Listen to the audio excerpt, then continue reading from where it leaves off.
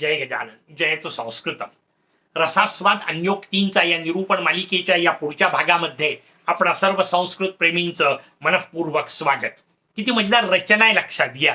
काही काही गोष्टी आपल्याला पुन्हा आठवतात. म्हणजे आजचं सुभाषित जेव्हा विवेचनाला मी आरंभ करतोय तेव्हा यापूर्वी केलेलं एक विवेचन मला आठवतंय. आपल्याला आठवतंय का पहा, शास्त्रातला एक सिद्धांत सांगितला होता, दृष्टी सृष्टीवाद.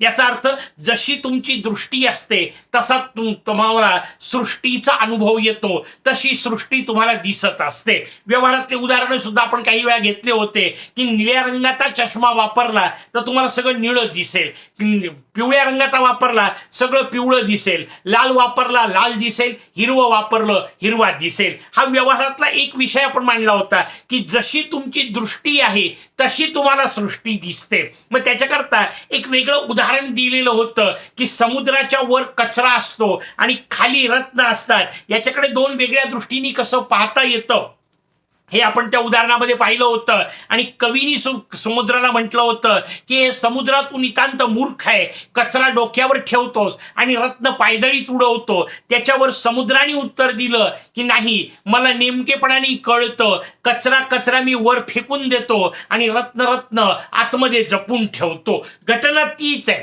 गोष्ट तीच आहे, निसर्गातला प्रसंग तोच आहे. त्याच्याकडे पाहण्याच्या दोन दृष्टी असू शकतात. हा विषय आपण पाहिला होता. एवढ्याकरता ही सगळी प्रस्तावनेत आज सांगतोय किंवा पुन्हा त्याची आठवण करून देतोय की तिथे आपण निदान कल्पनेने तो दुसरा विषय घेतला होता. इथे आपल्या समोर सुभाषितकार जे सुभाषित ठेवतायत त्याच्यात असे दोन अर्थ घ्यायला पूर्ण संधी आपल्याला आहे, दोन वेगवेगळ्या पद्धतीने. कारण त्यामध्ये आलेले दोन घटक जे आहेत त्या दोन घटकांच्या दृष्टीने वेगवेगळा अर्थ लावता येऊ शकतो आणि दोन्ही अर्थ आपल्याला एक वेगवेगळा दृष्टिकोन, एक वेगळा सिद्धांत आपल्या समोर ठेवतात. म्हणून सुंदर असलेली अन्योक्ती आपण आज त्याचं चिंतन करतोय. कुटजान्योक्ती.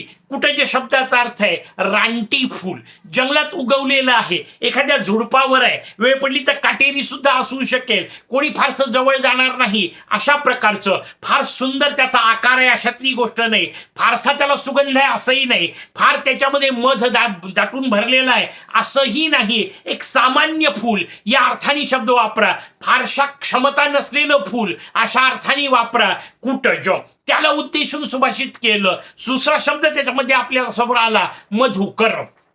आता आपल्याला माहिती आहे फूल आलं की फुलाच्या सोबत भुंगा हा ठरलेला विषय येतो. त्या भुंग्याचं वर्णन केलं आणि मग सुभाषितकारांनी जी शब्दरचना केली आहे ना, त्या शब्दरचनेकडे आपण जर पाहिलं तर या दोघांच्या दृष्टिकोनातून दोन वेगवेगळे अर्थ त्या सुभाषिताचे लागू शकतात. अगदी अन्वय करताना काही गोष्टी इकडच्या तिकडच्या घ्याव्या लागतील, अध्याहृत स्वरूपामध्ये स्वीकाराव्या लागतील. प्रत्येक गोष्ट जशाला तशी लागेल असंही मी ताबडतोब म्हणत नाही. अन्वय आपल्याला कसा करायचा तो वेगळा विषय, त्याच्यात मला आत्ता शिरायचं नाही. आपण रसास्वादाच्या भूमिकेतून विचार करतोय, त्याचा आनंद कसा घ्यायचा आणि त्यातून बोध कसा प्राप्त करून घ्यायचा ही आपली मूळ दृष्टी असल्यामुळे त्या दृष्टीने आपल्या समोर काही गोष्टी मुद्दाम सांगतोय, त्याचं चिंतन करू. अर्थात दोन वेगवेगळे अर्थ काढायचे असल्यामुळे सुरुवातीला शब्दांचे फक्त अर्थ पाहू, एक एक शब्दांचा वेगळा, त्यातून काय सांगायचंय वगैरे हे नंतरचा विषय.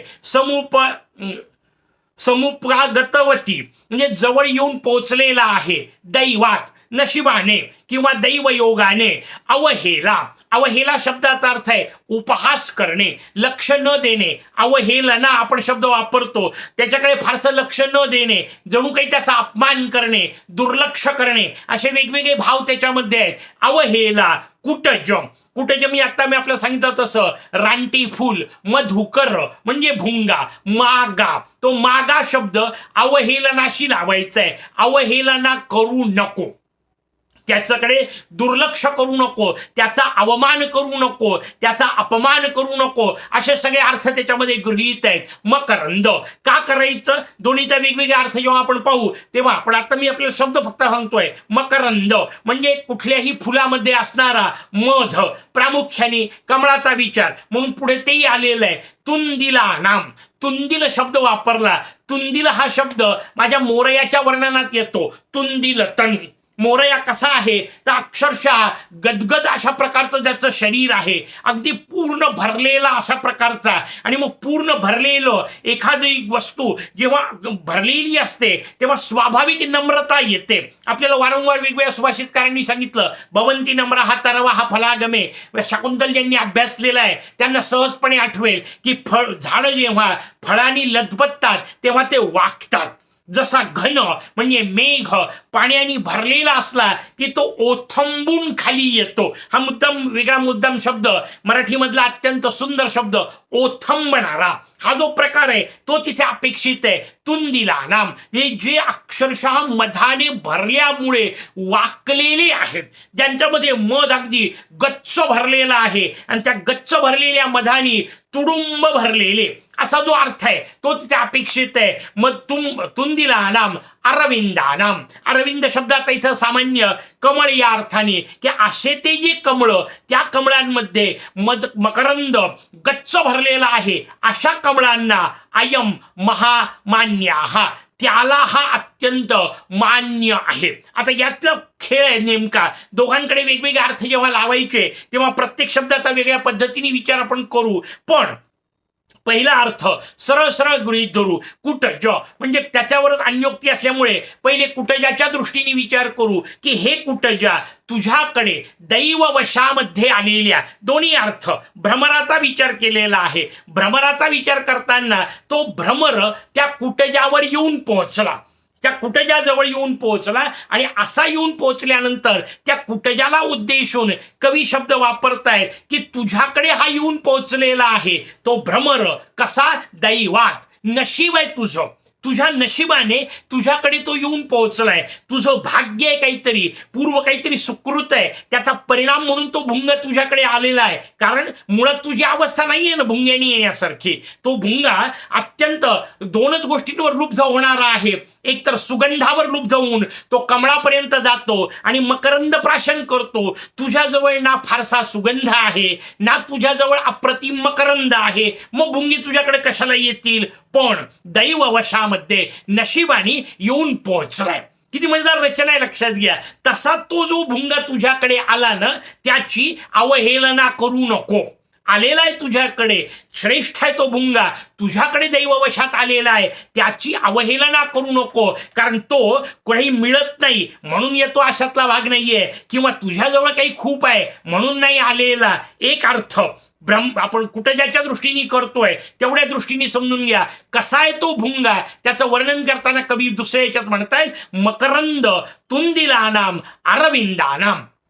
ज्या अरविंदांमध्ये ज्या कमळांमध्ये तुडुंब भरलेला अशा प्रकारचा मकरंद आहे त्याला मान्य असलेला हा आहे. पहिल्या पद्धतीने अर्थ भुंग्याच्या दृष्टीने आपण करतोय, कुटजाला उद्देशून ती अन्योक्ती. कुटजाला सांगतोय कवी की हे कुटजा असा भुंगा तुझ्याकडे जेव्हा येईल ना तेव्हा त्या भुंग्याची अवहेलना करू नको. कारण सामान्य नाहीये तो अत्यंत मकरंद पूर्ण अशा कमळांना मान्य असलेला आहे. याचा अर्थ तुझ्याकडे जो आलेला आहे ना तो अत्यंत श्रेष्ठ आहे. आज अतिथी रूपात तुझ्याकडे येऊन पोहोचलेला आहे. नशीब तुझं चांगलं असा आलेला त्याच्या चांगुलपणाची जाणीव करून घे, त्याच्या सज्जनतेचा सन्मान कर. घरी आलेल्या अतिथीचा आदर सत्कार करावा हा संदेश त्यातून आपल्याला सुभाषितकार देत आहेत. आणि म्हणून ते कुटजाला म्हणतायत एखाद्या सामान्य व्यक्तीला की ज्याचं फार नशीब नाही पण कर्मधर्म संयोगाने त्याच्याकडे अत्यंत श्रेष्ठ व्यक्ती आली, एखाद्या संतांचे चरण येऊन पोहोचले, आता आदर बाळगायला पाहिजे, भाग्याचा गौरव करायला पाहिजे की आज नशिबाने ही दिव्य विभूती आपल्या घरी येऊन पोहोचली, जमेल तेवढा सन्मान करायला पाहिजे. नसेल फार आपल्या जवळ, कारण कुटजाजवळ नाहीये, फार सुगंधही नाहीये, फार मकरंद नाहीये, पण जे आहे ते दे. का? कारण आज त्या सगळ्या आनंदात लोळणारा तो भुंगा तुझ्याकडे आलेला आहे, नशीब आहे तुझं. आणि म्हणून त्याचा सन्मान कर, कारण तो कमळांना मान्य असलेला आहे, कमळांच्यासाठी मान्यवर असलेला आहे. ते ज्याला आदर देतात, ते ज्याचा आनंदाने स्वीकार करतात, ते ज्याला बोलावण्यासाठी फुलतात अशा अर्थाने म्हणू शकता, तो आज तुझ्याकडे येऊन पोहोचलाय. फारसं तुझ्याजवळ काही नसताना आता विचार कर किती आदर द्यायला पाहिजे. हा अतिथी सत्काराचा विषय आपण म्हटलं तसं एका बाजूनी. दुसऱ्या बाजूनी विचार करा, भुंग्याच्या बाजूनी विचार करा. आणि मग या सुभाषितातल्या जो विषय मांडलेला आहे त्याचाच वेगळा अर्थ आपल्या समोर येतो. कसा? समुपागती, येऊन पोहोचलेला आहे दैवात. आता इथला दैव शब्द दुर्दैव या अर्थाने आलेला आहे. त्या भुंग्याचं दुर्दैव आहे. कोणतं? वरती जे खाली वर्णन केलेलं आहे कमळाचं, त्या कमळांच्या मध्ये राहणारा तो भुंगा, आज त्याचं दुर्दैव आलेलं आहे. कोणतं? फार मजेदार रचना, कारण कमळांचा वर्णन वाक्याला, पण कमळ फक्त काही ठराविक काळातच उमलणार आहेत. उरलेल्या काळात ग्रीष्म ऋतूचा विचार करा, उन्हाळ्याचा विचार करा, कारण जंगली झाडांचे फुलं जे आहेत ना ते उन्हाळ्यात फुलणार आहेत. त्याचा खाली जमिनीतून जी पाण्याची वाफ सूर्यकिरणांनी होणार आहे तेच पाणी त्यांच्या मुळाला मिळतं. जंगलातले झाडं त्याच्या भरोशावर वाढतात. म्हणून ती रचना जी आहे त्या ग्रीष्माचा दाह सगळीकडे असताना कमळं राहणारच नाहीयेत. कमळ मिटून गेलेले आहेत, कमळ सुकून गेलेले आहेत. त्या कमळांच्या याच्यामध्ये आजपर्यंत तुला भली मिळत होतं, आता तो येऊन पोहोचला दुर्दैवाने. कुठे? कुटज. हे मधुकराला उद्देशून आता सुभाषित करा. त्याचा वेगळा अर्थ घेऊन पहा, किती मजेदार अर्थ निघतात. संस्कृतच्या या काव्यांमध्ये किती वेगवेगळ्या पद्धतीने आपण चिंतन करू शकतो याचं उदाहरण म्हणून मी आपल्या समोर ठेवतोय. मधुकराला उद्देशून विचारा. तो मधुकराला उद्देशून कवी म्हणतोय, हे मधुकरा, आज दुर्दैवाने, म्हणजे जेव्हा तुझ्याजवळ आजपर्यंत जी साधन संपत्ती होती ती न उरल्यामुळे, तशी तुला देणारे ते कमळ आता न उरल्यामुळे, त्या सगळ्या अवस्थेमध्ये ग्रीष्म ऋतूमध्ये जेव्हा आता तुला कमळांचा आस्वाद मिळणार नाही तेव्हा दुर्दैवाने, कारण कमळ नसणे हेच त्याचं दुर्दैव या अर्थाने, तशा त्या काळामध्ये जेव्हा तू कुटजाच्या जवळ आलायस ना, अवहेला मागा, तू त्याची अवहेलना करू नको. म्हणजे काय? तर साधा हिशोब आहे. असा जो भुंगा आलेला असेल की जो कसा आहे, पुढचं वर्णन आपल्याला आता ऐकून माहित झालेलं, की ज्यामध्ये मकरंद गच्च भरलेला आहे अशा कमळावर नाचणारा, अशा कमळांवर फिरणारा असा जो भुंगा, तो जर मला सांगा या कुटजाकडे गेला, फारसं मत नाहीये तिथे, फारसा सुगंध नाहीये, तर म्हणेल हे असंच आहे, या फुलाचं काय वर्णन करायचं, याचा काय विचार करायचा, याच्यावर कशाला जायचं, असा विचार येऊ शकतो. ज्याला सातत्याने सगळं सुखाचं मिळालेलं आहे त्याला गरीबा घरची भाकरी आवडणार नाही. हा साधा हिशोब आहे. पंचपक्वान्न खायची ज्याला सवय लागलेली आहे त्याला साधी भाकरी भाजी कशी आवडेल, हा जो हिशोब आहे तो तिथे अपेक्षित आहे. पण कवी त्या भुंग्याला उद्देशून सांगताना दुसरा अर्थ आपण लावू शकतो की लक्षात घे, तू भुंग्या त्याच्याकडे गेला ना, त्याची अवहेलना करू नकोस. कारण महत्वाची गोष्ट आहे, तो त्यावेळा तुला देतोय ज्या वेळा कमळ नाहीये. आणि म्हणून लक्षात घे की आतमध्ये भरलेला मकरंद असलेले तुंदिल तनू अशा प्रकारचे ते जे कमळ होते ते कमळ नसताना हा कुटज म्हणजे रानटी वृक्ष तुला जो काही स्वागत करतोय, लक्षात ठेव, ते त्यापेक्षा महामान्य हा. अयम म्हणजे हा. आता हा अर्थ झाडाकडे लावायचा.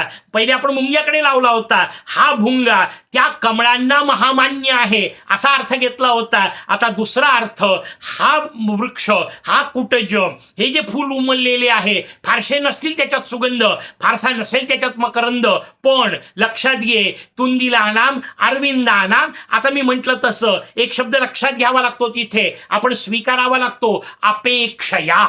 म्हणजे त्यांच्यापेक्षा, त्यांच्या दृष्टीने विचार करता त्यांच्यापेक्षा हा महामान्य आहे. तुम्हाला त्यांच्यापेक्षा कसा काय महामान्य आहे? ना तेवढा सुगंध आहे, ना तेवढा मकरंद आहे, मग त्यांच्यापेक्षा महामान्य कसं म्हणायचं? लक्षात घ्या, त्या महामान्य म्हणण्याचा संबंध वरच्या दुर्दैवात शब्दाशी आहे, दैवात शब्दाशी आहे. दुर्दैव तुझं आहे कारण आता कमळ सुकून गेलेले आहेत. मग कमळ सुकलेल्या अवस्थेत आता तुला मकरंद कोण देणार आहे? हे फुलच देणार आहे, हे कुटज देणार आहे, हे जंगली फूलच तुला जो काही त्याचा जवळचा थोडासा सुगंध असेल तो थोडासा सुगंध देणार आहे, थोडासाच मकरंद असेल. पण लक्षात ठेव, जेव्हा बाकीच्या जवळ काहीही नाही तेव्हा तो देतोय.